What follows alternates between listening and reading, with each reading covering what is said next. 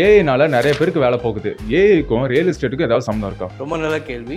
AI அப்படின்னு எடுத்துக்கிட்டிங்கன்னா அதுதான் அடுத்த உலகத்தோட டிரான்ஸ்ஃபர்மேஷன். இதில் ரியல் எஸ்டேட்டுக்கு என்ன பாதிப்பு வரும்? இப்போ ரீசெண்டாக நாங்கள் ஒரு கேஸ் பார்த்தோம். எங்களோட ஒரு கிளைண்ட்டுக்கு நாங்கள் ஒரு இடம்லாம் ஃபைனல் பண்ணி அவங்களுக்கு ஆல்மோஸ்ட் லோனு எல்லாமே அப்ரூவல் ஆகிட்டு, ஆனால் கடைசியில் அவருக்கு ஒரு மெயில் வருது, இந்த மாதிரி உங்களுக்கு நாங்கள் வேலையிலேருந்து உங்களை நாங்கள் தூக்குறோம் அப்படின்னு. ஸோ அந்த செகண்டில் அவர் லோன் வேண்டாம்னு சொல்லி நிப்பாட்டார். இதை நாங்கள் ஸ்டடி பண்ணி பார்க்கும்போது எங்களுக்கு என்ன தெரிஞ்சதுன்னா, இப்போ ஸ்டாட்டிஸ்டிக்கல் ரிப்போர்ட்ஸ் நம்ம பார்ப்போம். இப்போ ரியல் எஸ்டேட்ல ஹையஸ்ட் கஸ்டமர் யாருன்னு பார்த்தீங்கன்னா ஐடி எம்ப்ளாயிஸ். அடுத்த லெவல் கஸ்டமர் யாருன்னு பார்த்தீங்கன்னா கவர்மெண்ட் எம்ப்ளாயிஸ். அதுக்கு அடுத்த லெவல் கஸ்டமர்ஸ் யாருன்னு பார்த்தீங்கன்னா பிசினஸ் பண்றவங்க. ஃபோர்த் பொசிஷன்ல இருக்கிறவங்க அடுத்த ஒயிட் கலர் ஜாப்ஸ் பார்க்குறவங்க. ஸோ இதுல எல்லாருமே சேலரிட் பீப்புள் தான் மெயினாக ரியல் எஸ்டேட்ல இன்வெஸ்ட் பண்றாங்க. இப்போ எல்லாருக்குமே ஏஐனால வேலை போயிருமோன்ற ஒரு த்ரெட் இருக்கு. ஸோ இந்த த்ரெட் இருக்கிறனால அவங்க லோன் எடுக்கிறதுக்கு பயப்படுறாங்க. ஸோ ஹவுசிங் லோனே பார்த்தீங்கன்னா ரொம்ப கம்மியாயிருக்கு. என்னைக்கு இந்த விஷயம் சரியாகும் அப்படின்னா, அவங்களுக்கு ஸ்டேபிளான நம்மளுக்கு வேலை இருக்கு, நம்மளுக்கு வேலை போகல அப்படின்ற நம்பிக்கை என்னைக்கு வருதோ அன்னைக்கு தான் ஹவுசிங் லோனோட ரேட் வந்து இன்க்ரீஸ் ஆகும். ஸோ இதனால ரியல் எஸ்டேட்ல லோன் போட்டு வாங்குற